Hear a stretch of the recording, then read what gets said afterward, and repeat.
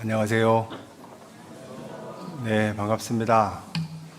옆에 계신 분들 한 번 더 인사하시죠. 안녕하세요.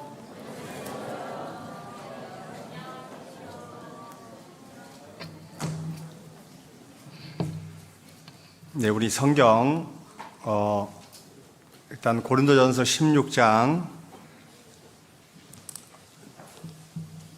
13절, 14절 여기를 한번 읽고 함께 기도하시겠습니다.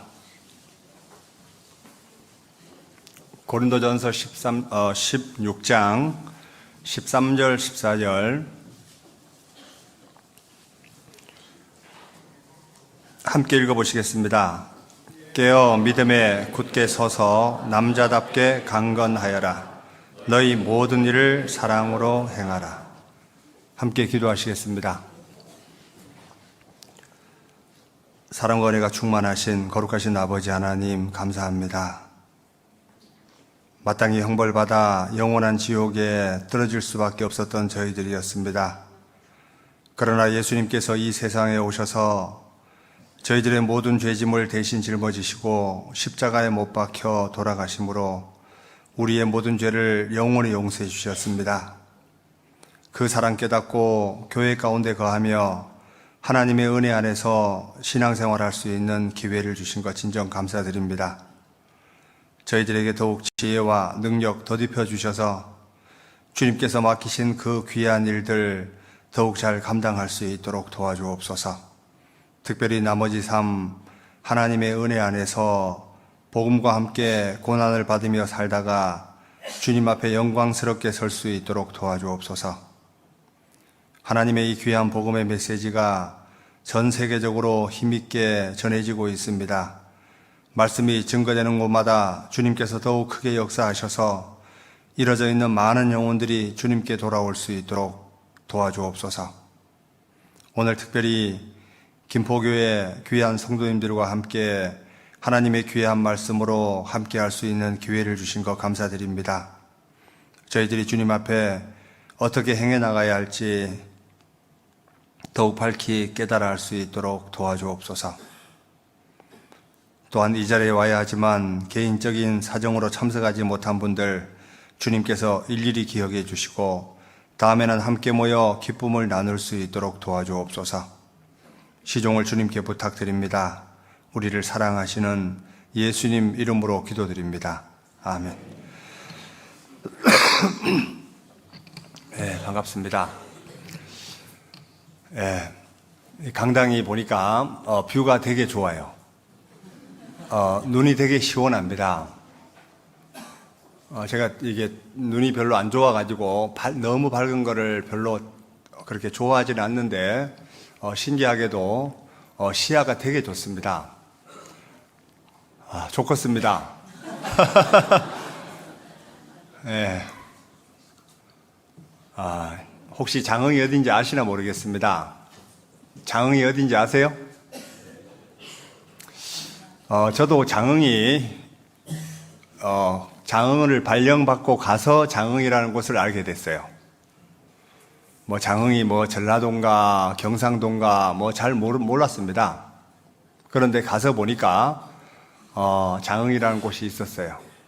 그리고 가보니까 내가 너무 무지했구나 이런 생각도 하게 됐습니다. 말씀 중간에 교회 소식도 좀 전해주고요. 오늘은 특별히 사랑에 대해서 고린도전서 13장 말씀을 중심으로 교훈을 좀 받아보려고 합니다. 그런데 그 전에 방금 읽은 본문을 잠깐 한번 상고해보고 13장을 봤으면 좋겠습니다. 13절 깨어 믿음에 굳게 서서 남자답게 강건하여라. 여기 남자답게라는 말에다가 동그라미를 한번 살짝 쳐보시죠.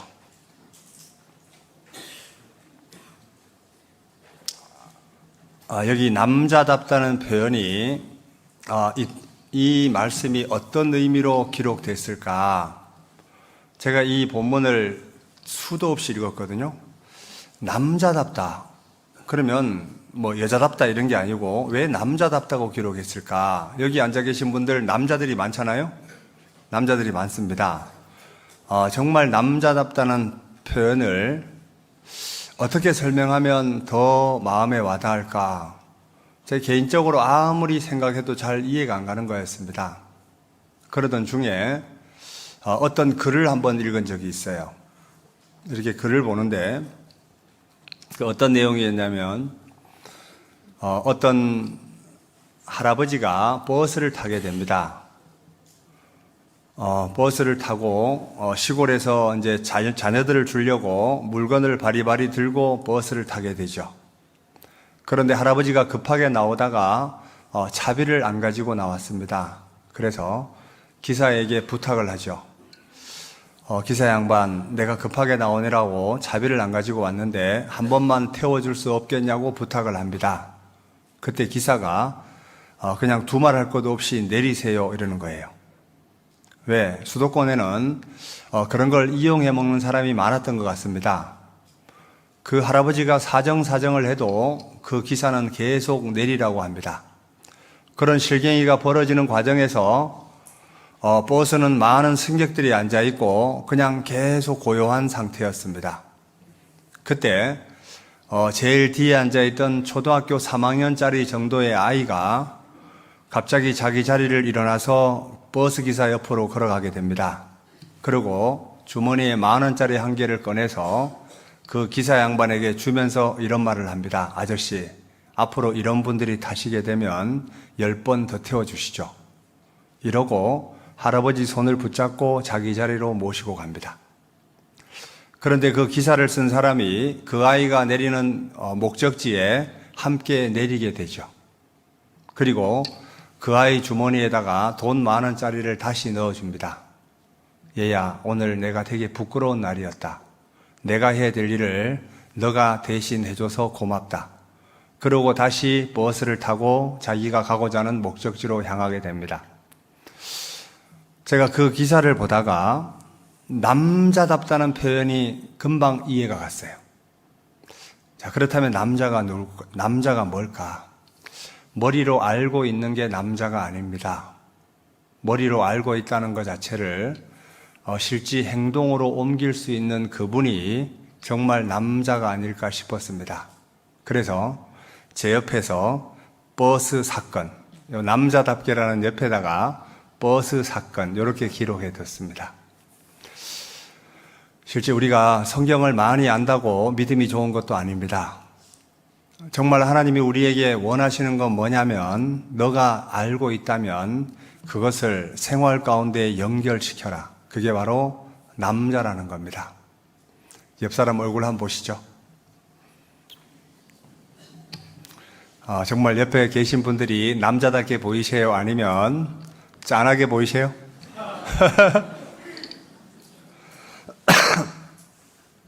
하여튼간에 그런 생각을 많이 하게 됐고 14절 말씀 같이 읽어볼까요? 너희 모든 일을 사랑으로 행하라. in love입니다. 모든 일을 사랑과 연결시켜라. 자, 대한민국 사람이 가장 잘하는 게 뭔지 아세요, 혹시? 대한민국 사람들이 가장 잘하는 게 일입니다. 대한민국 사람이 가장 못하는 게 뭘까? 사랑입니다.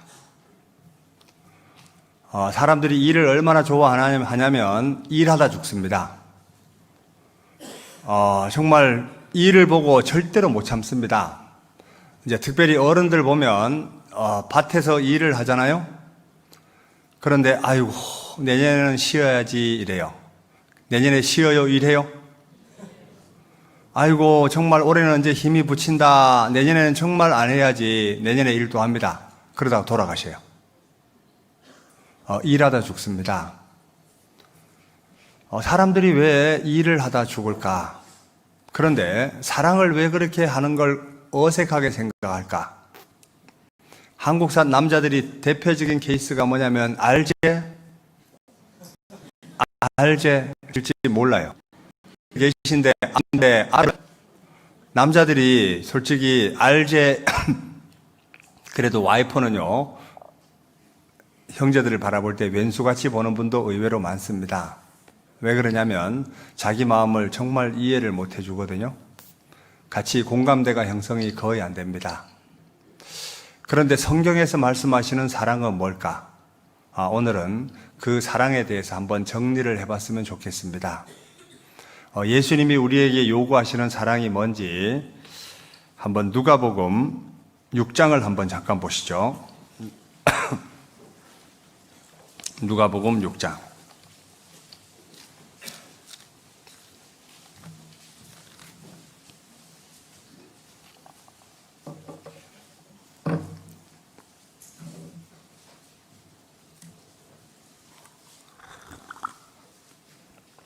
누가복음 6장 32절입니다.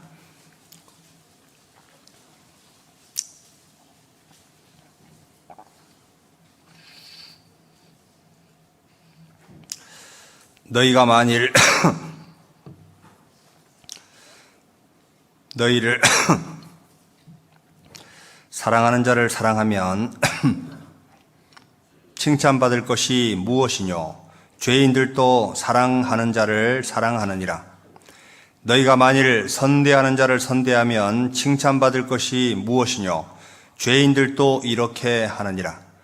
너희가 받기를 바라고 사람들에게 빌리면 칭찬받을 것이 무엇이뇨?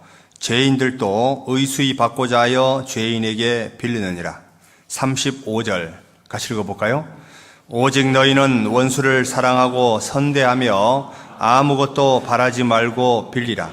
그리하면 너희 상이 클 것이요 또 지극히 높으신 이의 아들이 되리니 그는 은혜를 모르는 자와 악한 자에게도 인자로우시니라.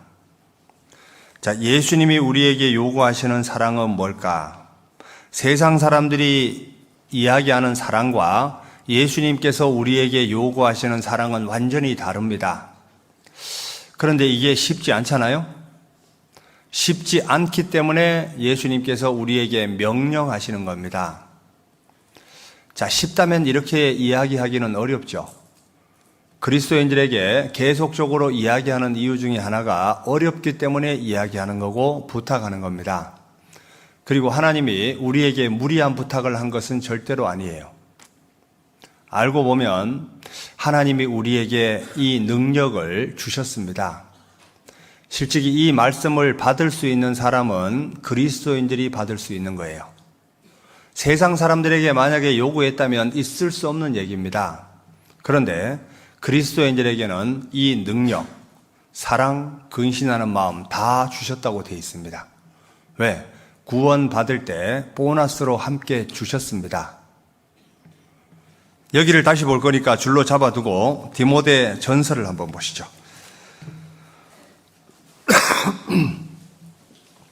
디모데 후서 1장에 보면 이런 말씀이 있습니다. 디모데 후서 1장 7절.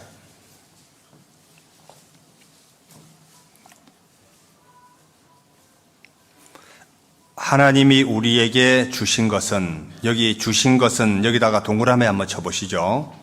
하나님이 우리에게 주신 것은 두려워하는 마음이 아니요 오직 능력도 주셨고 사랑도 주셨고 근신하는 마음도 주셨습니다. 하나님이 주셨어요. 자, 그리고 누가복음 6장 돌아가 보죠. 27절. 그러나 너희 듣는 자에게 내가 이르노니 너희 원수를 사랑하며 너희를 미워하는 자를 선대하며 너희를 저주하는 자를 위하여 축복하며 너희를 모욕하는 자를 위하여 기도하라. 내 입뺨을 치는 자에게 저 뺨도 돌려대며 내 겉옷을 빼앗는 자에게 속옷도 금하지 말라. 무릇 내게 구하는 자에게 주며 내 것을 가져가는 자에게 다시 달라지 말며 남에게 대접을 받고자 하는데도 너희도 남을 대접하라.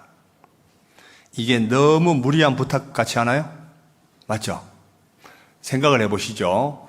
한쪽 뺨을 때리면 그래 성경에 왼쪽 뺨도 때려 했으니까 여기도 때려라. 이제 양쪽 다 때렸으니까 너 이제 맞을 준비해라. 이런 의미가 아니잖아요. 그런데 이게 뭐와 연결되어 있냐면 그리스도인들 누구에게나 이것을 받아들일 수 있는 마음이 있습니다. 이게 뭐와 연결되어 있냐면 복음과 연결되어 있다는 겁니다. 자, 누군가를 건져야 되겠다라고 생각하면 이거 이상의 것도 그리스도인들은 할 수 있습니다. 맞아요, 아니요? 맞죠? 오른쪽 뺨을 때리거든 왼뺨까지 맞을 각오가 되어 있는 분들이 바로 그리스도인들입니다. 왜? 이게 전도와 연결되어 있습니다. 저분을 반드시 건져야 되겠다라는 마음을 가지면요, 그 이상의 것도 사람은 할 수 있습니다. 맞죠? 실제 그리스도인들에게 이 마음을 하나님이 주셨어요. 특별히 그리스도인들은 슈퍼맨 같은 사람들입니다. 진짜 대단한 사람들이에요. 하나님이 그런 마음까지 주시고 우리를 사용하시는 분이 하나님이십니다. 대단하지 않아요? 사랑의 힘이라는 게 얼마나 놀라우냐면 이런 겁니다. 저희 집안 얘기를 좀 해보면 저희 그 아들 삼형제, 딸 삼형제거든요. 그런데 어머니가 특별히 아들들을 너무 사랑해요. 이게 막 거의 두드러지게 보일 정도로 사랑합니다. 한 번은 이제 제가 중학교 1학년 때 형님이 중학교 3학년 때였어요. 이제 뒷방에서 누님, 형, 뭐 이렇게 같이 자다가 제가 잠깐 이렇게 깨를 부리면서 나는 어머니 옆에 자야 되겠다 하고 살짝 빠져나와서 어머니 옆에서 잤어요. 자고 아침에 일어났는데 어머니가 학교 가려고 깨우는데 안 일어나는 겁니다. 누나도 안 일어나고 형도 안 일어나고 뒷방에 잤거든요. 그런데 어머니가 방의 문을 여는 순간 연탄가스가 확 나온 거예요. 연탄가스에 챈 거였습니다. 그때 어머니가 너무 놀라가지고 방 안에 들어가더니 지금 이제 홍 목사님의 등치가 옛날 중학교 3학년 때 등치입니다. 거구라 그랬거든요. 그런데 그 큰 등치를 그냥 덜렁 들고 나오는 거예요. 그리고 마당에 딱 눕혔습니다. 그리고 김치 국물을 막 먹였거든요. 그런데 저희 누나는 형님보다 거의 몸무게가 3분의 2밖에 안 나갑니다. 근데 어머니가 좀 덜 사랑하는 것 같았어요. 형님을 들다가 너무 힘을 뺐는지 모르겠지만 하여튼 간에 누님은 양손을 들고 이렇게 질질 끌고 왔습니다. 그리고 누님의 얼굴만 그 창가에다가 요렇게 문지방에다가 요렇게 내놨어요. 그 이야기를 하면 저희 누님이 아직도 열받는데 하여튼 간에 그런 상황이었습니다. 제가 어머니가 형님을 번쩍 들고 나오는 걸 보고 깜짝 놀랐어요. 야, 우리 어머니 장사다 이런 생각을 했거든요. 그게 뭘까? 그게 바로 사랑의 힘이라는 겁니다. 자, 우리가 정말 하나님을 얼마나 사랑하냐에 따라서 신앙생활을 얼마나 즐겁게 감사하게 행복하게 할 수 있냐, 아니면 내가 정말 하나님에 대한 사랑이 많이 식어 있고 복음에 대한 열정이 많이 식어 있냐에 따라서 내 마음은 다운되게 되어 있습니다. 이건 틀림없어요. 그래서 내 신앙을 지킬 수 있는 비결이 뭐냐면 사랑 안에서 자기를 지키며, 뭐 안에서 지키며? 사랑 안에서입니다. 유다서 1장도 한번 볼까요? 유다서 1장을 한번 보시죠.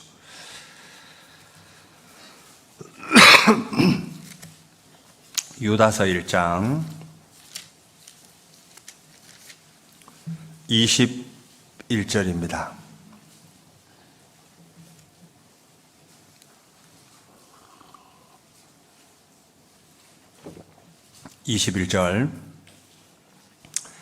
하나님의 사랑 안에서 누구를 지키며? 자기를 지키며. 자기를 지킬 수 있는 비결도 하나님의 사랑 안에서입니다. 그래서 오늘은 특별히 사랑에 대해서, 특별히 성경을 볼 때 장별로 주제가 있잖아요. 히브리서 11장 하면 믿음장입니다. 그런데 사랑장 이러면 고린도전서 13장을 들 수 있어요. 그래서 오늘은 고린도전서 13장을 중심으로 하나님이 나에게 요구하시는 사랑이 어떤 사랑인지 이 내용으로 함께 했으면 좋겠습니다. 고린도전서 13장입니다.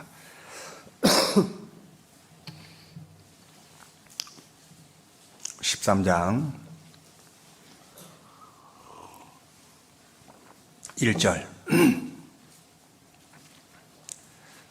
내가 사람의 방언과 천사의 말을 할지라도 사랑이 없으면 소리나는 구리와 울리는 꽹과리가 되고, 내가 예언하는 능이 있어 모든 비밀과 모든 지식을 알고 또 산을 옮길 만한 모든 믿음이 있을지라도 사랑이 없으면 내가 아무것도 아니요, 내가 내게 있는 모든 것으로 구제하고 또 내 몸을 불사르게 내어줄지라도 사랑이 없으면 내게 아무 유익이 없느니라. 특별히 고린도전서 13장 1절부터 3절까지 내용이 뭐냐면, 그리스도인들에게 있어서 사랑은 필수적인 거다, 이걸 얘기하고 있습니다. 모든 것 바탕에 사랑이 가미되어야 된다. 그런데 이것은 실제 성경 고린도전서 12장 읽고 13장 읽고 14장을 읽다 보면 고린도전서 13장의 메시지는 뭐냐면 바로 고린도 성도들을 책망하는 메시지입니다. 너희들에게는 사랑이 없이 모든 일을 행하고 있다. 그래서 13장 내용을 기록한 이유는 너희들에게 사랑 없이 행한 모든 것들은 하나님 앞에 아무것도 아니고 너희가 한 것이 남는 것이 아무것도 없다. 고린도 성도들은 자기가 받은 은사들을 가지고 어떤 사람은 병 고치는 은사, 어떤 사람은 방언의 은사, 이런 것을 드러내기만 원했지 사랑 없이 행한 모든 삶들이었습니다. 그래서 고린도전서 13장을 기록하면서 너희들은 하나님 앞에 아무것도 아니고 너희가 한 모든 것들이 남아있을 것이 없다, 이렇게 책망하는 메시지거든요. 자, 특별히 성경 고린도전서에 방언이라는 메시지가 많이 나오죠.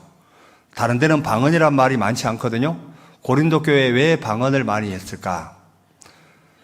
특별히 하나님이 방언을 주신 이유가 있습니다. 오늘 방언에 대해서 잠깐 한번 정리해 보죠. 하나님이 방언을 왜 주셨을까? 보통 다른 교회에 보면 방언을 한다고 막 난리잖아요. 근데 방언하고 믿음하고 무슨 관계가 있을까? 성경은 특별히 방언을 하나의 은사로 보고 있다는 겁니다. 방언과 믿음과는 별개입니다. 방언했기 때문에 구원받았다, 거짓이에요. 특별히 처음에 방언이 나오게 된 배경이 원래 방언을 다른 말로 말하면 외국어였습니다. 이런 거였어요. 쉽게 얘기하면 사도행전 2장을 한번 볼까요? 사도행전 2장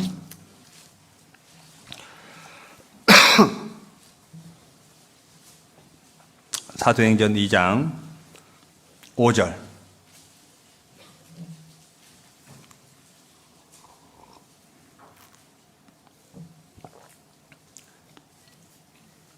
그때 경건한 유대인이 천하 각국으로부터 와서 예루살렘에 우거하더니 이 소리가 나매 큰 무리가 모여 각각 자기의 방언으로 제자들의 말하는 것을 듣고 소동하여 다 놀라 기이 여겨 이르되, 보라, 이 말하는 사람이 다 갈릴리 사람이 아니냐?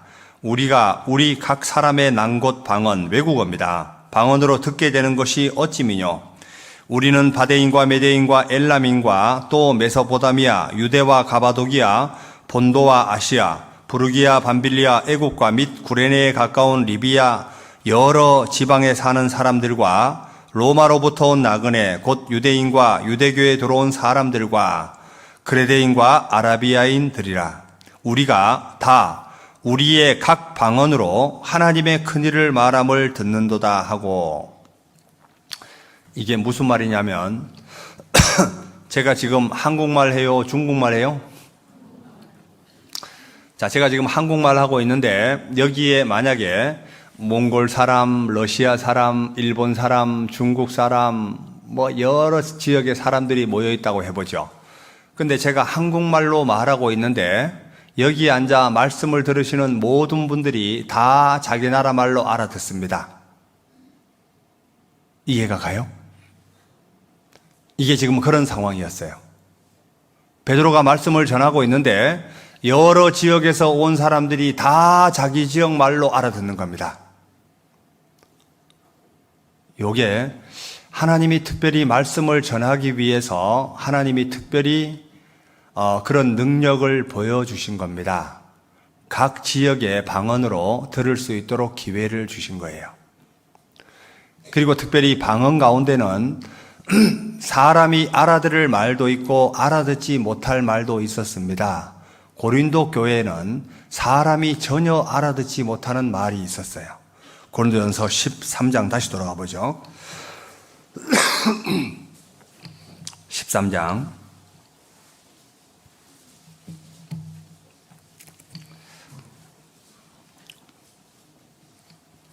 내가 1절 내가 사람의 방언과 천사의 말을 할지라도 사람의 방언은 뭐고 천사의 말은 뭘까? 14장 2절 방언을 말하는 자는 사람에게 하지 아니하고 하나님께 하나니 이는 알아듣는 자가 있고 없고 알아듣는 자가 없고 결국은 무슨 말인지 전혀 알아듣지 못하는 메시지도 있었다는 얘기입니다. 알아듣는 자가 없고. 그럼 알아듣는 자가 없는데 왜 방언을 허락하셨을까? 이상하지 않아요? 그래서 특별히 고린도 교회 모임 가운데는 방언이 있었고 방언을 통역하는 분들이 있었습니다. 그래서 모일 때 방언을 이야기하고 방언을 통역하는 자가 없으면 방언하지 마라 이렇게 말했어요. 자, 한 장을 넘겨보시죠. 14장입니다. 14장 19절 그러나 교회에서 남을 가르치기 위하여 깨달은 마음으로 5마디 말하는 것이 1만마디 방언으로 말하는 것보다 나으니라. 이거 보면 방언의 비중이 큰 거예요? 깨달은 마음으로 5마디 말하는 비중이 큰 거예요? 방언보다 깨달은 마음이 훨씬 더 비중으로 따지면 크다는 얘기 맞죠?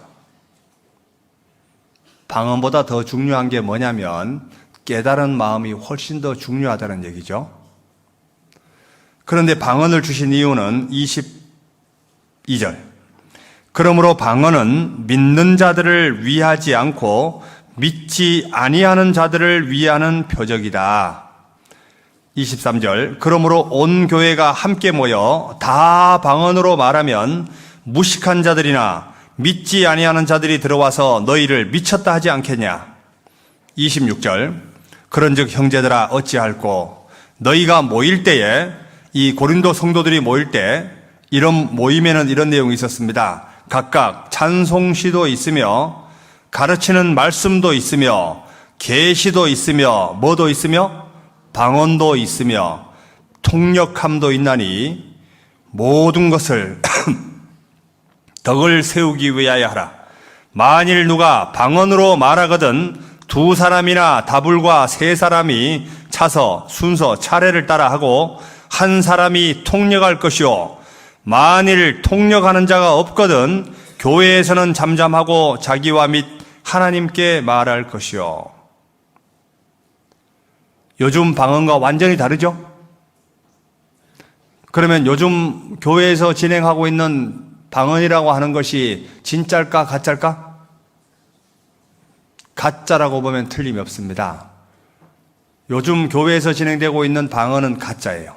왜 그러냐면 방언은 하나님이 시대적으로 일시적으로 사용했던 것이지 전 인류의 역사 가운데 사용하지는 않았다는 얘기입니다. 그 뒤로 방언에 대한 내용이 없어요. 고린도 교회 이후에는 방언에 대한 메시지가 없습니다. 왜 그러냐면 하나님의 말씀이 기록되기 전 시대거든요. 하나님의 말씀이 전 세계에 전파되기 전이었기 때문에 하나님이 일시적으로 사용했던 겁니다. 자, 고린도서 13장 다시 돌아가 보죠.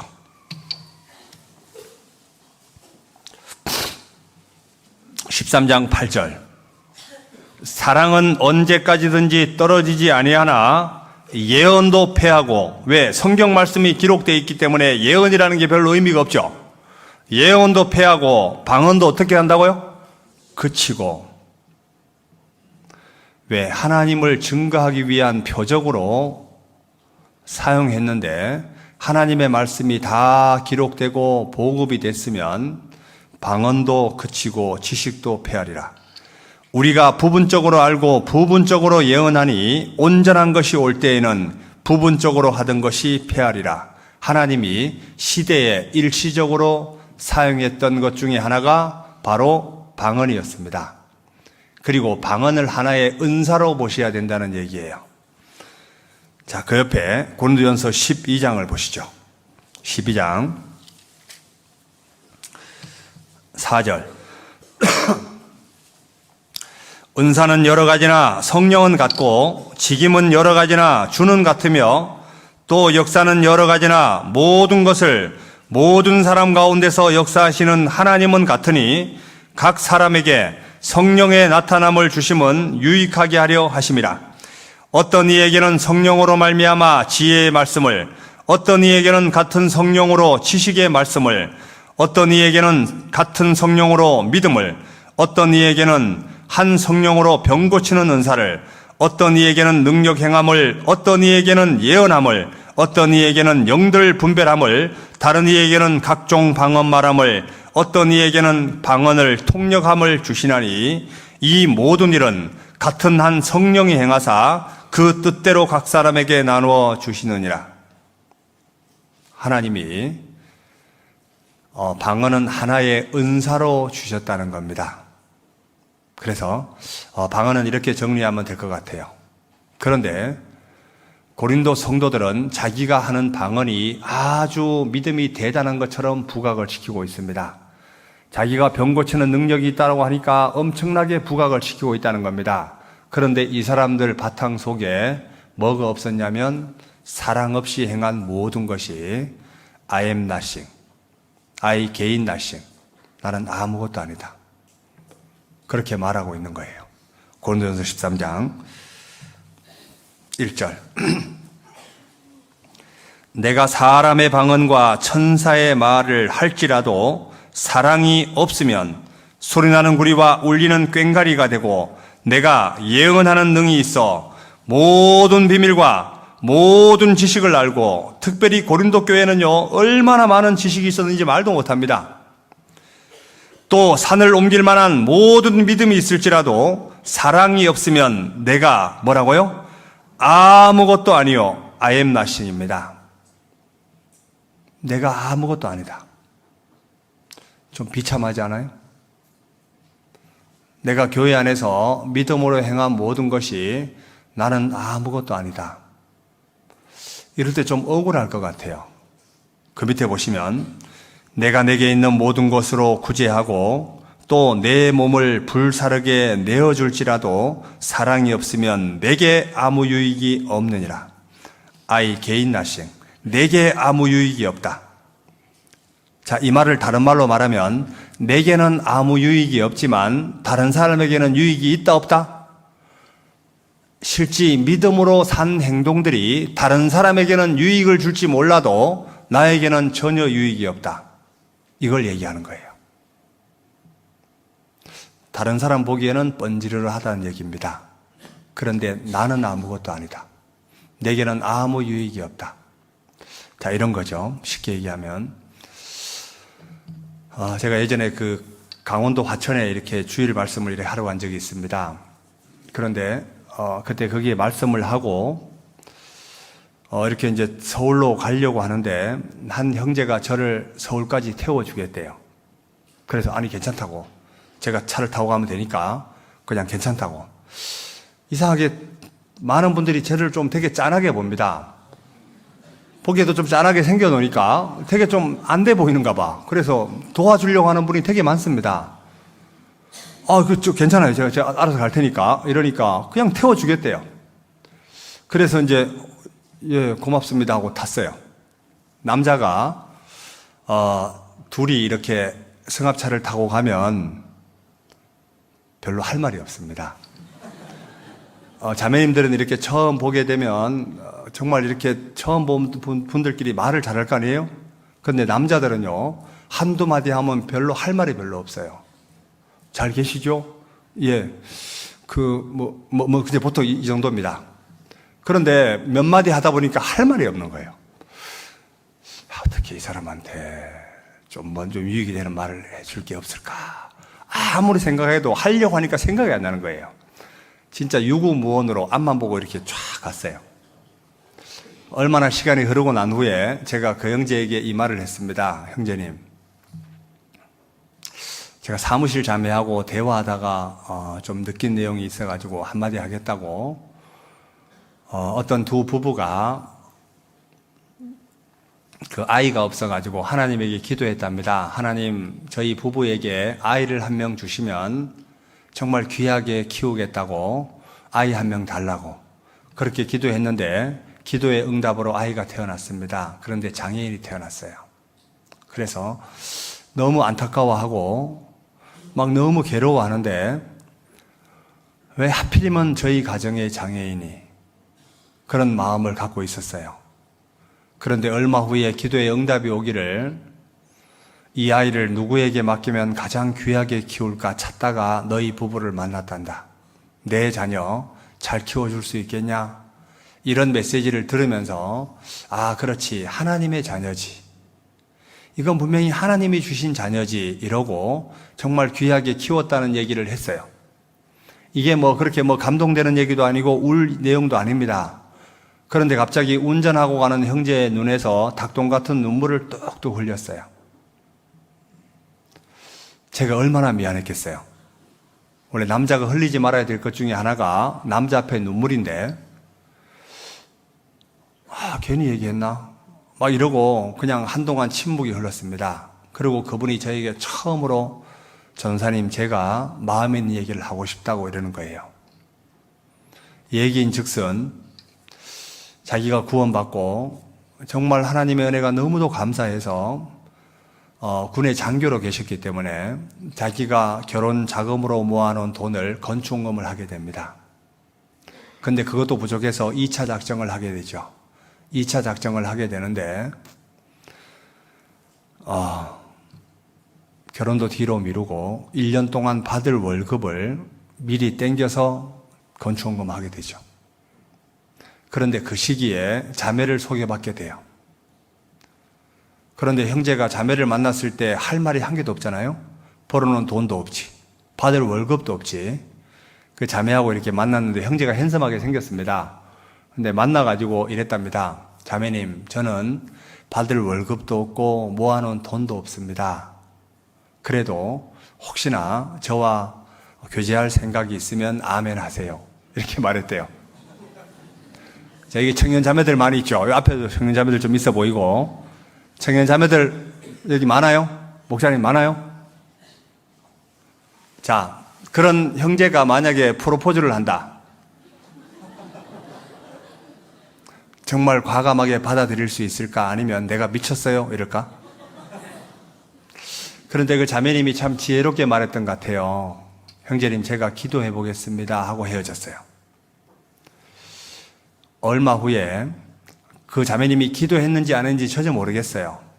그로부터 몇 개월이 흘렀습니다. 몇 개월 후에 또 모 목사님이 그 자매에게, 그 몇 개월 전에 사건은 전혀 모르고 어떤 자매에게 다시 얘기했습니다. 자매님, 제가 귀한 형제 한 명 소개시켜 줄게요. 그러니까 그 형제가 누구예요? 물어보니까 몇 개월 전에 만났던 그 형제였습니다. 자, 전국교회 형제 자매가 얼마나 많은데 몇만 명분의 일인데 어떻게 다시 그분과 연결될 수 있을까? 자매님이 생각을 하다가 이것은 틀림없이 하나님이 나에게 연결해 주신 형제겠거니 하고 결혼했어요. 자, 행복했을까요? 불행했을까요? 에? 자매들 어때? 그런 형제 만나면 행복할까? 불행할까요? 불행했어요. 이게 문제입니다. 사람들은 불행하면 하나님의 뜻이 아니라고 생각해요. 그런데 그때부터 자매님이 고생이 시작됐죠. 아이가 태어났는데 몸 전체가 아토피로 너무 고생합니다. 아토피가 심하면 부모들이 잠을 못 잡니다. 애도 잠 못 자고. 받을 월급이 없는데 어떻게 행복할 수 있겠어요? 근데 그것도 부족해서 두 번째 아이가 태어나는데 장애인이 태어나요. 이렇게 두 다리가 보통 사람은 뒤로 꺾이잖아요, 이렇게. 그런데 앞으로 꺾입니다. 그래서 화천 시내를 울며 다녔습니다. 그것도 부족해서 형제가 훈련받고 점프하다가 헬기에서 점프하다가 두 다리가 다 부러졌어요. 그래서 다리에 기계를 차고 저를 서울로 태워주는 과정이었습니다. 그때 저에게 뭐라고 말하냐면, 전도사님, 이래도 내가 교회 가운데 있습니다. 제가 이 말을 듣는데 갑자기 제가 눈물이 났습니다. 야, 내가 이런 형제 옆에 앉아서 함께 이야기를 나눌 수 있다는 것 자체가 너무 이게 참 감사하고, 제가 몸둘 바를 몰랐어요. 그래서 한동안 침묵이 흘렀죠. 그때 마음에 딱 생각이 드는 게 있었어요. 뭔 생각이었냐면, 하나님, 제가 정말 살아있는 동안 이 형제가 교회 안에서 귀하게 쓰이는 것을 꼭 봤으면 좋겠습니다. 그리고 이 형제가, 전사님, 제가 그래도 교회 안에 있습니다. 이 약속이 하나님 앞에 갈 때까지 꼭 지켜졌으면 좋겠습니다. 요 마음을 먹었거든요. 그런데 그 형제가 이제 그 서울 강서교회 입당식 날 두 아이를 데리고 왔어요. 그런데 아이가 수술을 하고 정상으로 다 돌아오고요. 형제도 볼을 찰 정도로 몸이 회복되었습니다. 그런데 그 후에 교회 공문이 떨어지기를 형제가 교회의 전도인으로 딱 부름을 받게 됐습니다. 제가 공문을 본 순간 제가 눈물이 핑 돌았어요. 야, 진짜 하나님이 사람 하나는 기가 막히게 보시는구나. 자, 그런데 만약에 그 믿음이 사랑 없이 행했다라고 한다면 자기에게는 아무 유익이 없다. 비참하지 않아요? 어떻게 생각하세요?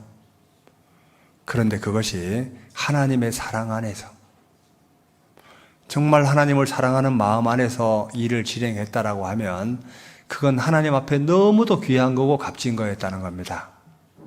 그래서 우리가 정말 교회 가운데 할 수 있는 것은 뭐냐면, 내가 지금 주변 환경이 힘들고 어렵다라고 하더라도 분명히 이것도 하나님의 계획 속에 있는 거야. 이렇게 받아들일 수만 있다면 이건 하나님 앞에 너무 귀한 겁니다. 아세요? 제가 그 형제의 말을 듣다가 갑자기 욥기 6장 말씀이 생각이 났습니다. 욥기 6장을 한번 잠깐 보시죠.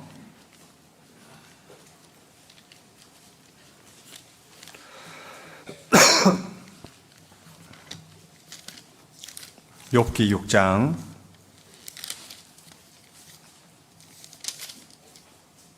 8절.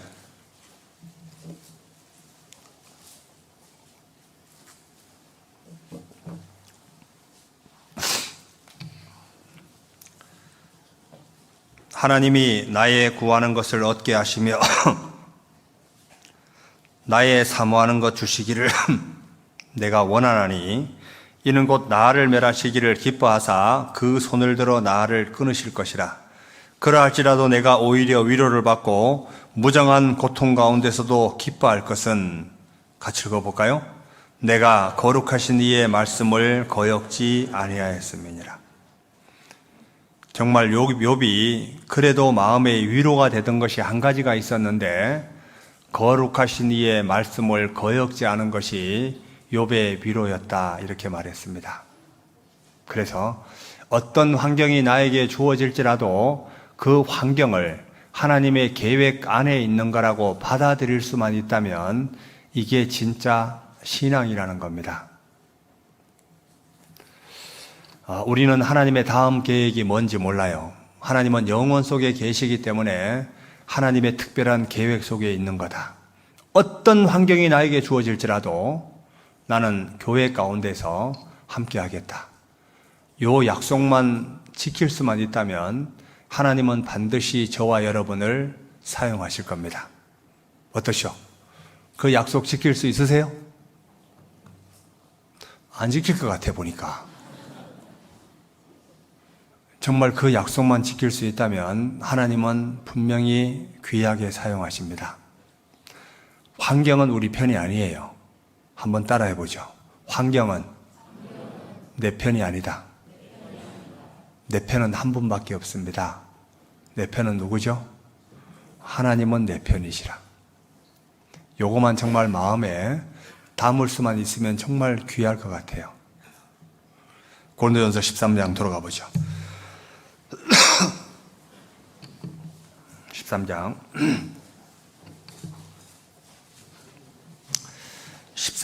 1절부터 제가 다시 읽어볼게요.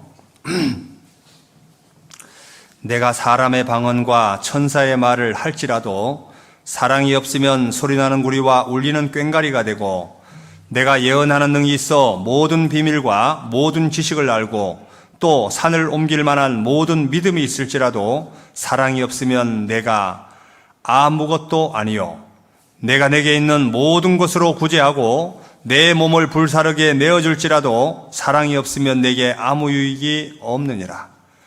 그래서 그리스도인들에게 가장 필수적인 것이 뭐냐면 사랑이다. 모든 일을 사랑으로 행하라. 모든 일의 바탕에 사랑을 바탕에 깔고 행동을 하라. 이렇게 말합니다. 베드로가 예수님이 죽으시고 부활하시고 난 후에 베드로를 만났습니다. 베드로에게 묻죠. 너 나 사랑하냐?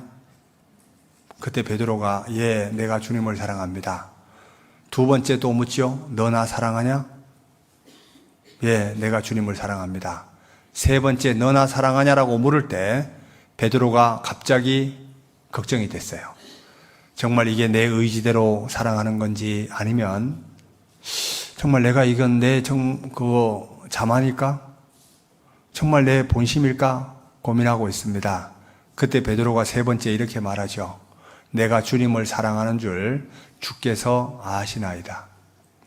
그때 예수님이 베드로에게 이렇게 말하죠. 요한복음 21장 한번 보시죠.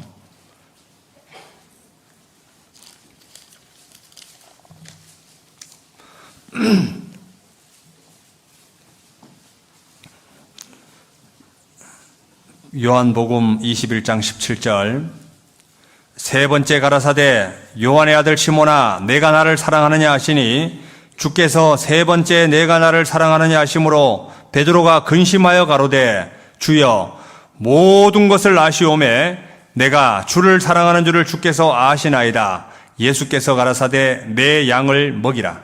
내가 진실로 진실로 내게 이르노니 젊어서는 내가 스스로 띠뛰고 원하는 곳으로 다녔거니와 지금까지는 너가 원하는 곳으로 다녔지만 늙어서는 내 팔을 벌리리니 남이 내게 띠띠우고, 같이 읽어볼까요?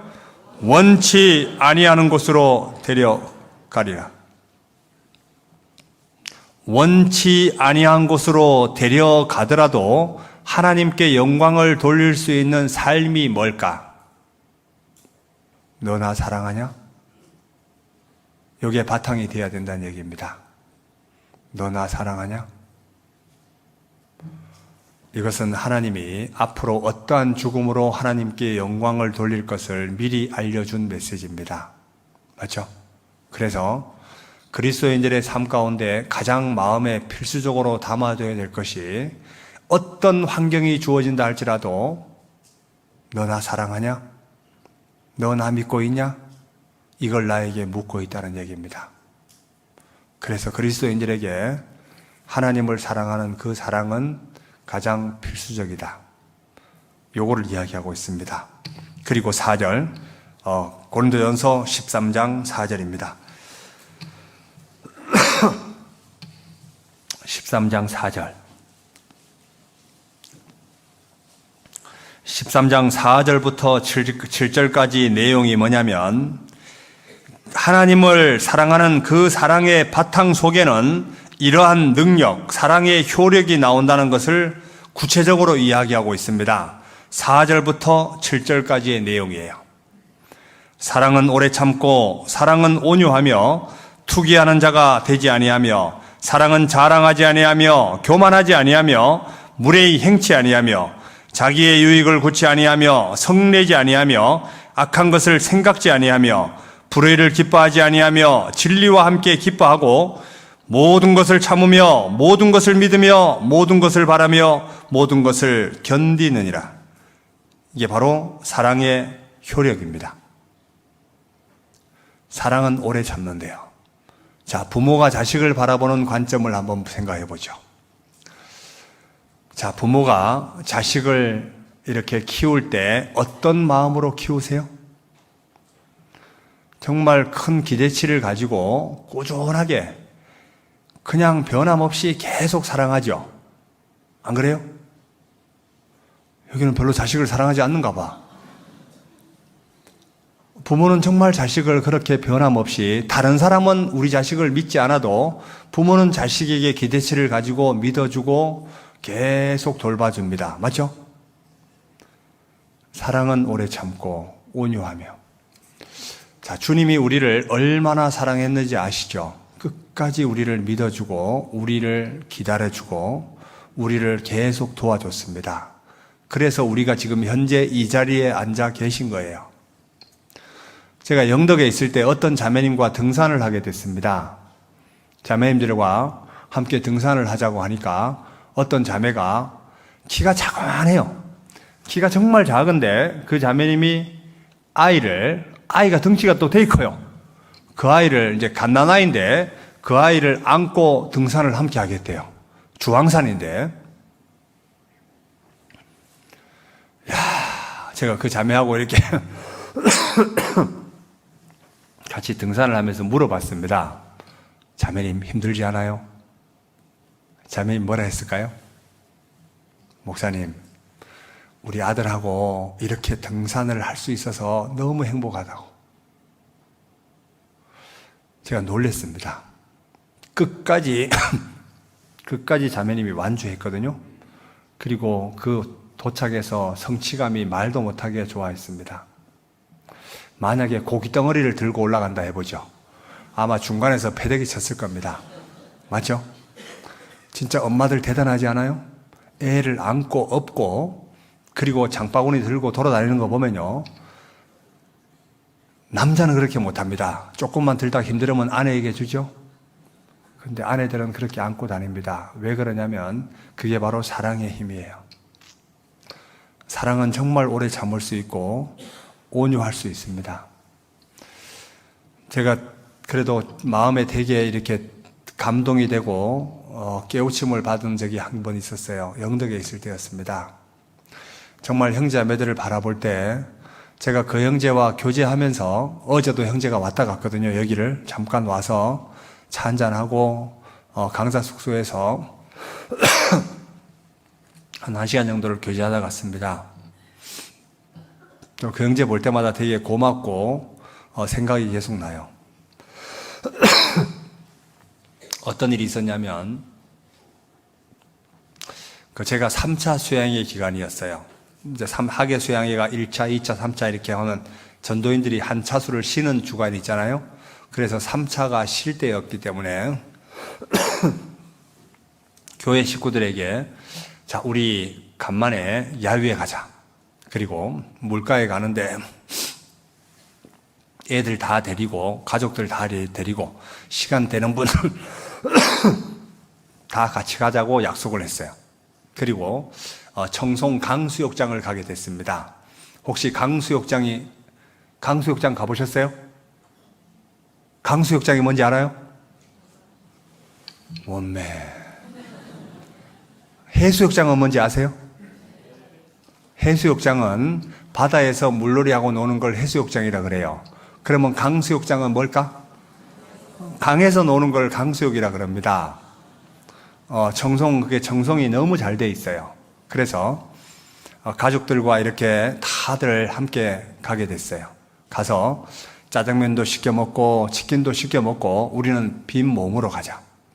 그리고 자매들 야외에 나가면 너무 자매들만 고생하니까 자매들 그냥 아무것도 가지고 막 수박만 한 통 들고 가자. 그래서 이제 식구들 이제 갔어요. 그런데 가면 꼭 뭔가 일이 터집니다. 이제 다이빙을 이렇게 막 하고, 그때가 이제 치킨을 시켜놨을 때, 짜장면을 시켜놨을 때였어요. 짜장면을 시키고 얼마 안 돼서 한 아이가 다이빙을 하다가 그 바위에 턱을 탁 찍었어요.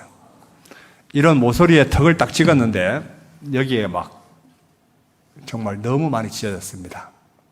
그래서 부모가 놀라서 그 아이를 데리고 청송의료원으로 달려가는 상황이었어요. 그리고 아이가 이제 너무 많이 찢어져 가지고 안팎으로 꿰매고 도착하는 시기에 짜장면이 도착했어요. 자, 그런데 그 아이는 막 입이 퉁퉁 부어 있고 물밖에 못 먹습니다. 얼마나 이렇게 많이 찢어졌냐면 이게 사이로 막 이렇게 계속 막 삐져나옵니다. 그런 과정에서 이제 그 아이 보는 앞에서 짜장면을 맛있게 먹었어요. 그런데 그 아이는 되게 좀 원망 섞인 눈으로 이렇게 쳐다보고 있었겠죠. 어차피 집에 가도 시기는 마찬가지고, 그래서 그 물가에서 이렇게 자리 펴놓고 거기 누워 있었습니다, 아이가. 그 부모들은 자기 아이 때문에 혹시 간만에 간 야유회가 망쳐질까봐 부모들은 더 적극적으로 놀았죠. 그리고 같이 수구도 하고 하여튼 간에 잘 놀았어요. 그런데 물에서 놀다 보면 금방 배가 고플 거 아니에요? 그런데 갑자기 물에 놀다가 물 바깥에 나와서 이제 참을 먹을 때였는데 제 뒤에서 그 가족이 4명이 앉아 있었어요, 이렇게. 근데 그 딸아이가 그냥 깨도 없이 아빠에게 이렇게 말했습니다. 아빠, 우리 치킨 언제 시켜 먹어요? 이러는 거예요. 근데 치킨 언제 시켜 먹어요? 하는데 그 아빠가 이런 말을 합니다. 그 아이 이름을 부르면서 제가 음식을 자유롭게 먹을 때까지 우리 식구들 함께 죽 먹자. 제가 제 귀를 의심했거든요. 갑자기 제가 뒤를 돌아봤어요. 그리고 그 다친 아이 얼굴을 봤거든요. 근데 다친 아이 얼굴을 본 순간 아이가 미안하고 고맙고 어쩔 줄을 몰라 했어요. 그래서 치킨을 안 시켜 먹고 제가 그때 이제 놀고 저녁에 제 집무실에 그 형제를 불렀습니다. 불러가지고 형제에게 정말 고맙다 이랬어요. 왜 고맙다 그랬냐면 제가 만약에 그런 상황이 됐더라면 저는 치킨을 시켰을 것 같아요. 그리고 이놈의 자식아, 너 그렇게 까불더니 고소하다. 우리가 먹을 테니까 보고 있어. 막 이랬을 것 같아요. 그런데 제가 음식을 자유롭게 먹을 때까지 우리 함께 죽 먹자. 이 말을 듣는 순간 제가 가족이란 개념을 또 다르게 생각을 했어요. 내가 지금까지 우리 가족을 가족처럼 생각한 적이 언제 있었을까?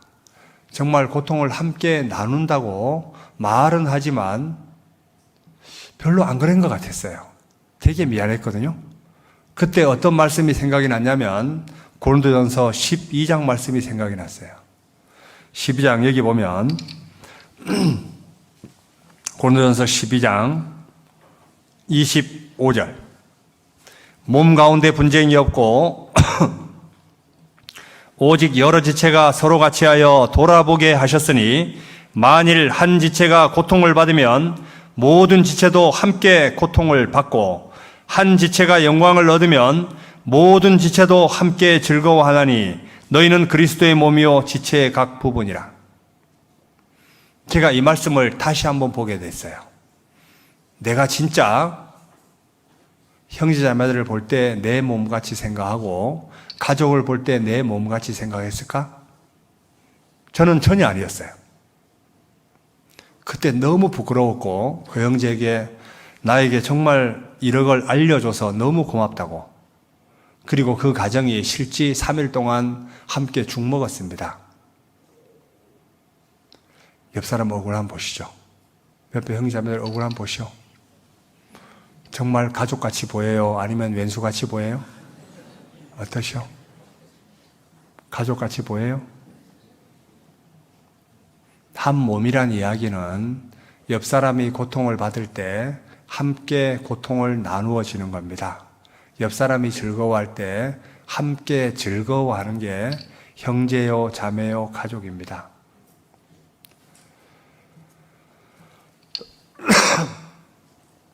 정말 이게 너무 감사했어요. 그래서 그 당시에 교회 슬로건이 있었습니다.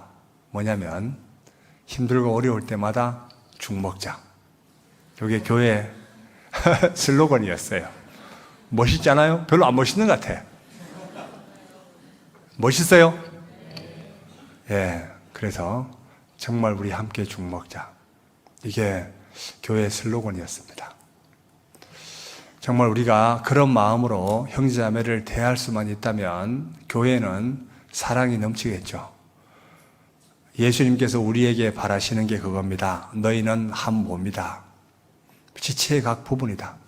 쓸데없는 부분은 전혀 없다. 우리는 옆에 사람이 있기 때문에 우리 자체가 있는 거예요. 옆 사람이 있기 때문에 내가 존재하는 겁니다. 옆 사람이 없다면 저와 여러분은 없습니다. 맞죠? 다 귀한 존재입니다. 우리 옆에 사람 형제자매들 보면서 이런 얘기 해주죠. 있어줘서 고맙습니다. 한번 보시오.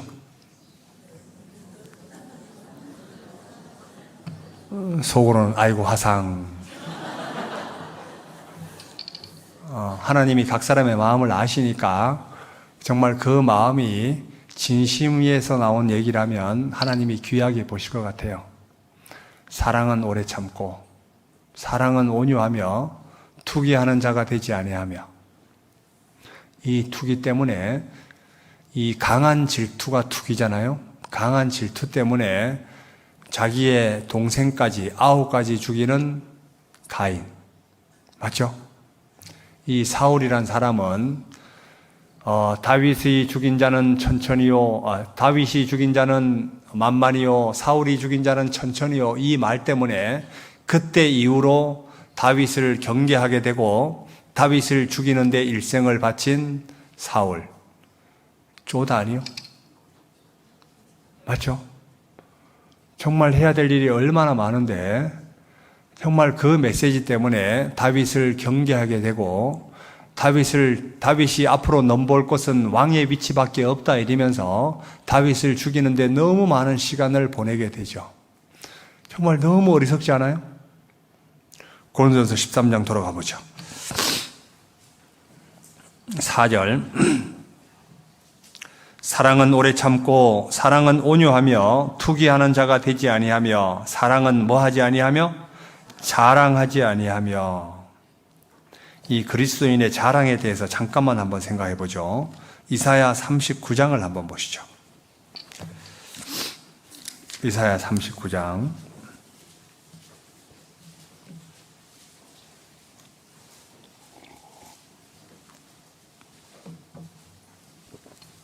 이사야 39장 1절. 그때 발라단의 아들 바벨론 왕 무르닥 발라단이 히스기야가 병들었다가 나았다 함을 듣고 글과 예물을 보낸지라. 히스기야가 사자를 인하여 기뻐하여 그에게 궁중 보물 곧 은금과 향료와 보배로운 기름과 모든 무기고와 보물고에 있는 것을 다 보였으니 궁중의 소유와 전 국내의 소유를 보이지 아니한 것이 없는지라. 이에 선지자 이사야가 히스기야 왕에게 나와 묻되 그 사람들이 무슨 말을 하였으며 어디서 왕에게 왔나이까? 히스기야가 가로되 그들이 원방 곧 바벨론에서 내게 왔나이다. 이사야가 가로되 그들이 왕의 궁전에서 무엇을 보았나이까? 여기 무엇을 보았나이까? 여기다가 줄을 한번 그어보죠.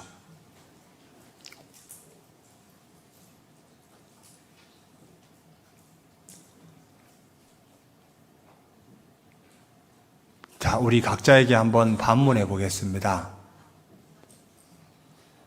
정말 세상 사람들에게, 형제 자매들에게 뭘 보여주고 싶으세요?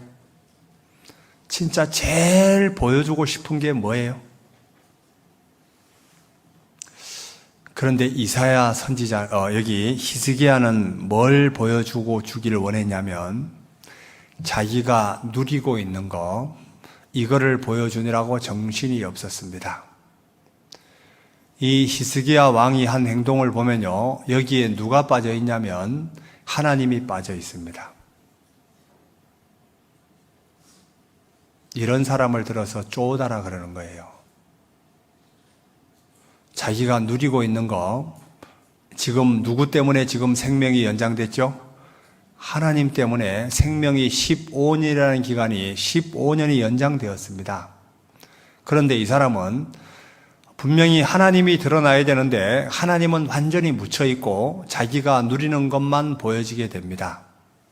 그래서 이 사신이 와서 이 히스기야 왕이 누리고 있는 것 모든 것을 보고 나중에 쳐들어와서 다 바벨론으로 옮기게 되죠. 이걸 다 빼앗기게 됩니다.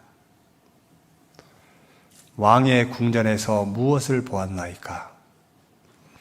이거 책망하는 내용이거든요. 4절 제가 다시 읽어볼게요. 이사야가 가로되 그들이 왕의 궁전에서 무엇을 보았나이까? 히스기야가 대답하되 그들이 내 궁전에 있는 것을 어떻게 했다고요?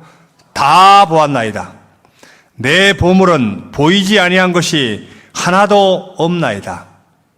끝까지 누구만 보여주고 있냐면 자기가 누리고 있는 것만 보여주고 있죠. 그때 5절 이사야가 히스기야에게 이르되 왕은 만군의 여호와의 말씀을 들으소서. 보라 날이 이르리니 내 집에 있는 모든 소유와 내 열조가 오늘까지 쌓아둔 모든 것이 모두 바벨론으로 옮긴 바 되고 남을 것이 없으리라. 여호와의 말이니라. 8절 히스기야가 이사야에게 이르되 당신의 이른바 여호와의 말씀이 좋소이다. 또 가로되 나의 생전에 평안과 견고함이 있으리로다 하니라. 참 그런데 자 솔직히 오늘 옆 사람 자주 보는데요. 옆에 형제자매 또 보시오. 형제자매에게 뭘 보여주고 싶어요? 제일 먼저 내가 하나님이 나를 통해서 하시는 역사, 하나님이 나를 통해 드러나는 그것을 정말 보여주고 싶지 않아요? 정말 제 자매 정말 귀하고 너무 감사하다. 아니면 옆에 자매는 그랜저 타고 다니는데 나는 티코 타고 다녀요. 아이고 저 자매 부러워 죽겠네. 이런 것 때문에 부러워할 게 아니라는 얘기입니다. 창세기 26장을 한번 보면 이런 내용이 있어요. 한번 보시죠.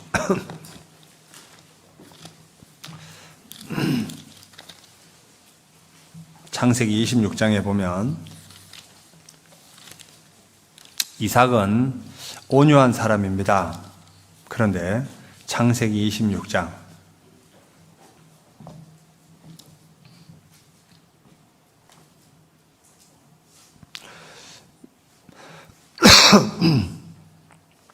창세기 26장 19절 이삭의 종들이 골짜기에 와서 샘 근원을 얻었더니 그랄 목자들이 이삭의 목자와 다투어 가로되 이 물은 우리의 것이라 하매 이삭이 그 다툼을 인하여 그 우물 이름을 에색이라 하였으며 또 다른 우물을 봤더니 그들이 또 다투는 고로 그 이름을 신나라 하였으며 이삭이 거기서 옮겨 다른 우물을 봤더니 그들이 다투지 아니하였으므로 그 이름을 르호봇이라 하여 가로되 이제는 여호와께서 우리의 장소를 넓게 하셨으니 이 땅에서 우리가 번성하리로다 하였더라.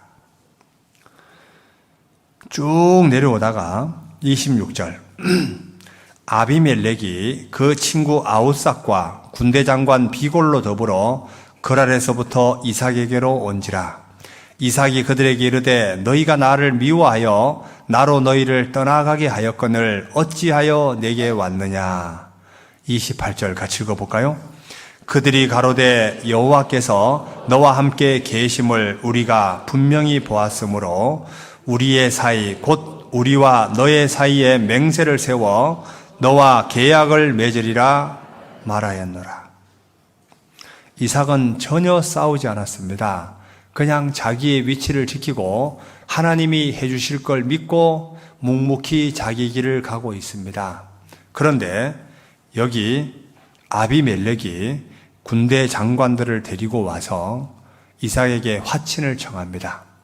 왜 화친을 청하냐면 이삭 배후에 하나님이 함께 하시는 것을 분명히 보게 됩니다. 그러니까 두렵죠. 왜? 자기들이 하나님과 싸울 준비는 안 돼 있거든요. 이게 하나님 앞에 올바른 삶이죠. 요셉이란 사람이 어떤 환경에 처한다 할지라도 하나님께 의지하고 자기 할 일을 묵묵히 합니다. 그때 감옥에 들어가서도 사람들이 요셉과 함께 하시는 하나님을 보게 됩니다. 그래서 요셉에게 많은 일을 맡기게 되고, 귀하지 않아요? 우리와 함께 하시는 하나님. 자, 우리가 서로 사랑할 때 하나님은 우리와 함께 한다는 걸 주변 사람들이 알게 되어 있습니다. 너희가 서로 사랑하면 너희가 능히 내 제자인 줄 알리라. 그 조건이 뭐냐면 서로 사랑하는 겁니다. 맞죠? 이방인들에게 하나님을 보여줄 수 있는 좋은 샘플이 뭐냐면 서로 사랑하라. 그 사랑이에요. 이게 분명히 하나님이 우리에게 요구하시는 사랑이라는 겁니다. 사랑은 자랑하는 게 아니에요. 내가 누리고 있는 거 다른 사람에게 보여주면 다른 사람은 열만 받습니다. 그렇게 못 누리는 자신을 비관하게 되고 이런 거예요. 그러면 정말 드러내야 될 것은 뭘까? 우리와 함께 하시는 하나님, 나와 함께 하시는 하나님, 이분입니다. 고린도전서 13장 돌아가 보죠. 13장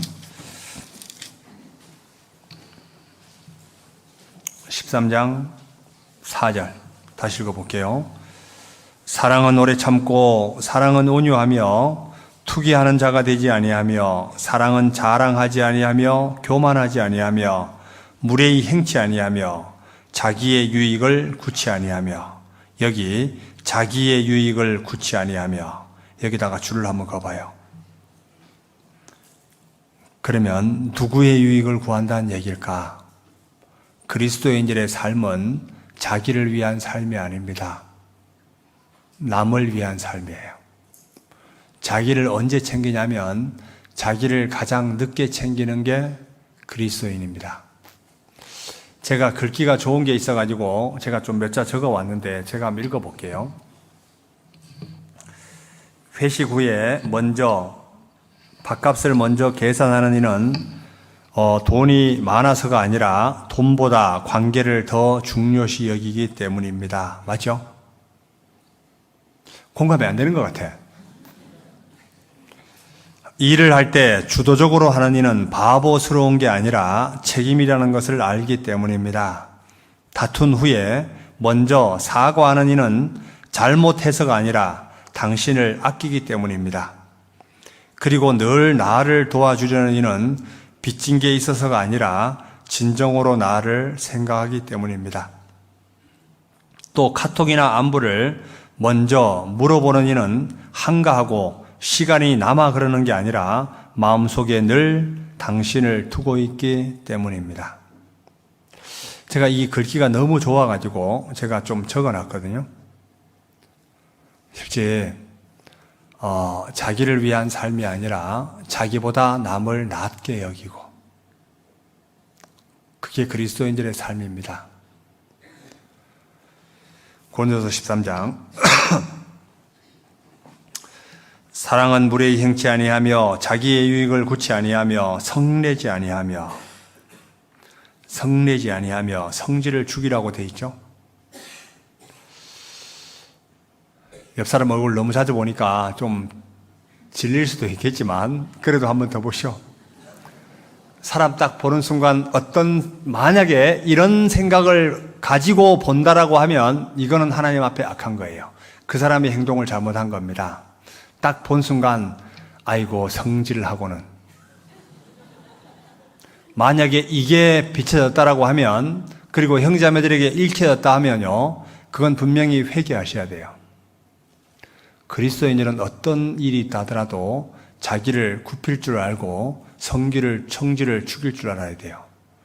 그 성질이 하나님의 의를 이루지 못합니다. 아세요?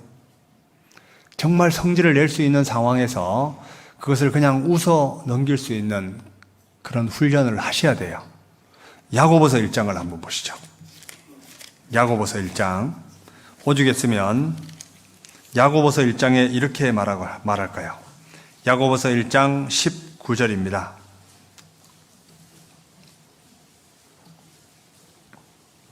야고보서 1장 19절.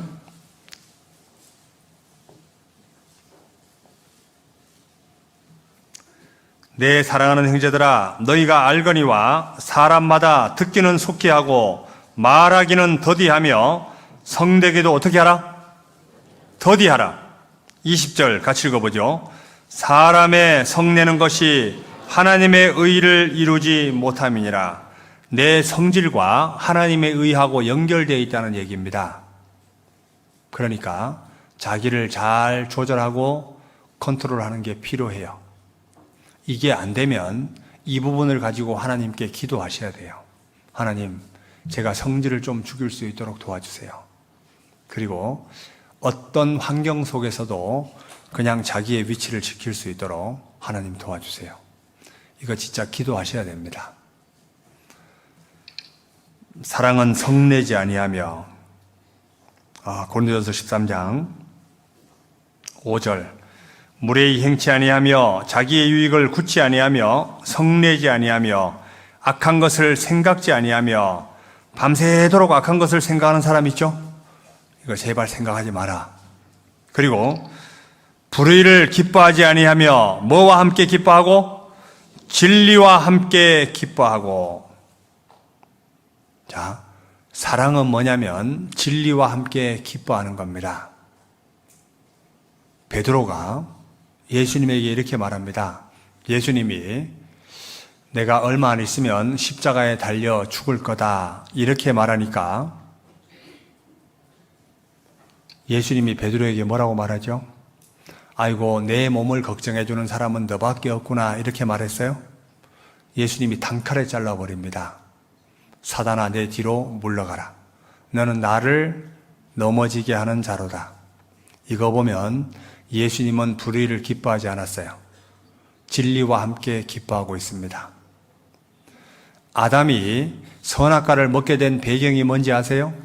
인정 때문에 먹게 된 겁니다. 하나님은 분명히 먹지 마라 그랬는데 하와가 먹었기 때문에 하와의 게임에 선악과를 먹게 되죠. 사랑은 진리와 함께 기뻐하는 거예요. 아마 아담이 선악과를 먹지 않았더라면 하나님이 미스 하와를 다시 만들어줬을지도 몰라요. 하여튼간에 아담은 영원히 안 죽을 수도 있었습니다.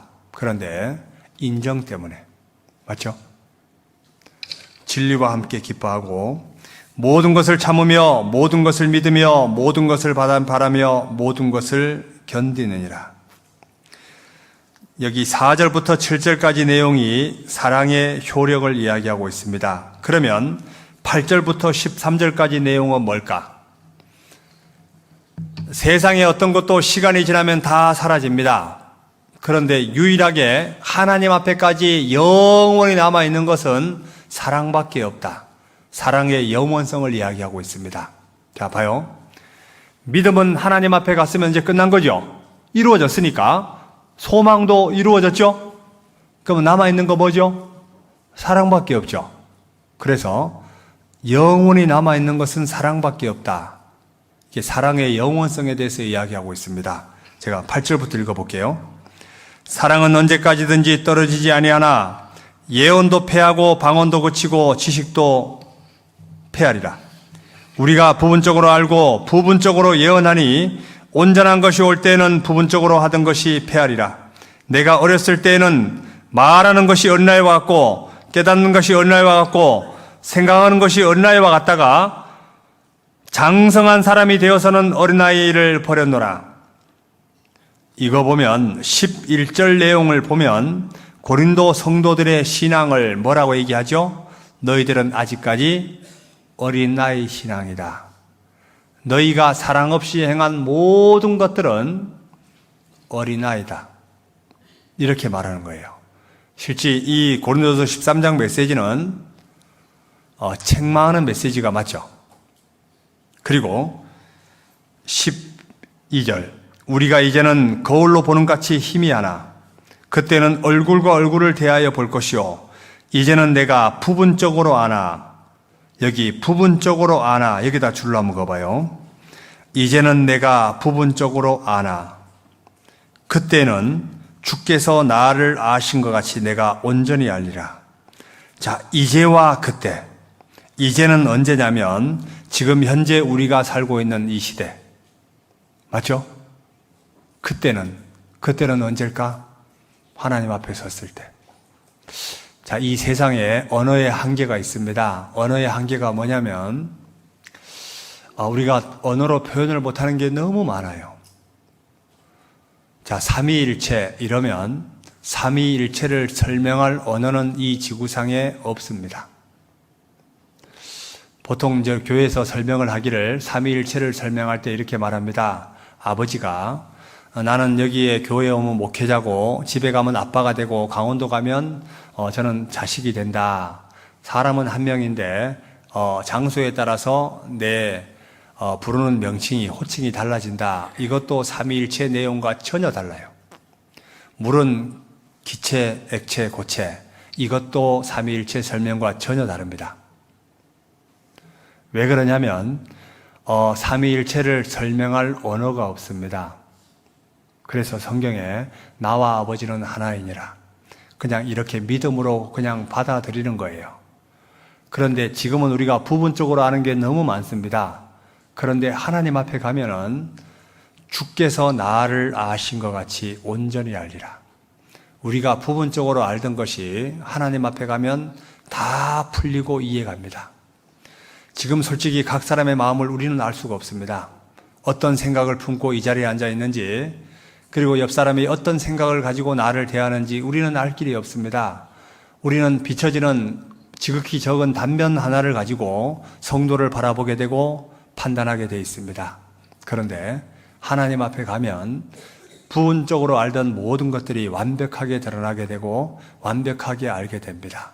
그때는 누가 나를 안 것 같이? 주께서 나를 아신 것 같이 온전히 알리라.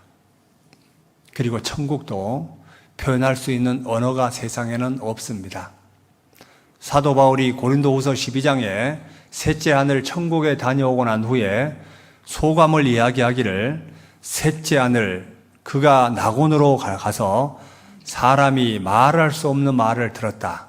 사람이 가히 이르지 못할 말이로다. 이 말은 천국을 표현할 언어가 있다 없다? 없다. 사람은 좋은 것을 표현할 수 있는 언어가 이게 다합니다. 좋다. 돌아버리겠네. 황홀하네. 미쳐버리겠네. 너무 좋아서. 더 이상의 언어가 있어요 없어요? 없다고. 그런데 천국은 이거보다 훨씬 더 좋은 곳입니다. 아세요? 결국은 이게 언어의 한계입니다. 하나님이 이 언어의 한계를 준 이유도 있을 것 같아요. 우리가 부분적으로 알 수밖에 없습니다. 언어에 이거 아는 것을 확대시켰더라면 정말 성경 분량 가지고 택도 없습니다. 맞죠? 그러니까 우리에게 이렇게 단순하게 기록해 주신 것 자체를 우리는 감사하게 생각하셔야 돼요. 우리가 부분적으로 하는 게 너무 많습니다. 그때는 얼굴과 얼굴을 대해 볼 겁니다. 그래서 형제자매들이 기도 부탁을 하면 정말 마음으로 기도해 주시고, 그리고 신앙생활도 하나님 앞에서 정말 마음으로 열심히 살았으면 좋겠습니다. 13절 그런즉 믿음, 소망, 사랑 이 세 가지는 항상 있을 것인데 그 중에 제일은 뭐라? 사랑이라. 그래서 이 사랑을 더 알아가기를 어디를 통해서 알아가냐면 교회 안에서 함께입니다.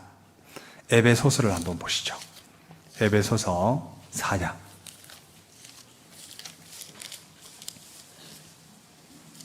에베소서 4장 16절. 15절부터 읽어볼게요. 오직 사랑 안에서 참된 것을 하여 범사에 그에게까지 자랄지라. 자, 참된 것을 하여 행함으로 범사에 그에게까지 자랄지라. 그가 도달점입니다. 맞죠? 그는 머리니 곧 그리스도라. 그에게서 온몸이 각 마디를 통하여 도움을 입음으로 연락하고 상합하여 각 지체의 분량대로 역사하여 그 몸을 자라게 하며, 같이 읽어볼까요? 사랑 안에서 스스로 세우느니라. 교회 안에서 성도를 세우는 것도 사랑 안에서 세울 수 있습니다. 끌어안는 거예요. 자, 사람을 세우는 것도 정말 사랑 안에서 사람을 세웁니다. 그 사람이 나를 진정으로 사랑한다는 게 읽혀지게 되면 사람은 마음을 열게 돼 있습니다. 그래서 깊숙이 들어오셔야 돼요. 깊숙이 들어오지 않으면 사람은 정답을 가지고 푸시하지만 깊숙이 들어와 있으면 정답을 행할 힘을 가지고 푸시하게 돼 있습니다. 맞죠? 그래서 교제는 깊숙이 하는 거예요. 에베소서 3장을 보시죠. 3장 17절. 믿음으로 말미암아 그리스도께서 너희 마음에 계시게 하옵시고 능히 너희가 사랑 가운데서 뿌리가 박히고 터가 굳어져서 능히 모든 성도와 함께, 여기 모든 성도와 함께 지식에 넘치는 그리스도의 사랑을 알아. 그 넓이와 길이와 높이와 깊이가 어떠함을 깨달아 하나님의 모든 충만하신 것으로 너희에게 충만하게 하시기를 구하노라. 성도와 함께 그리스도의 사랑을 알아가는 겁니다. 이 함께 어디에서? 교회 안에서. 그래서 교회 안에 딱 붙어가지고요, 함께 그리스도의 사랑을 알아가게 되면 아마 김포교회 지금 대강당이 참 보기 좋게 앉아 있습니다.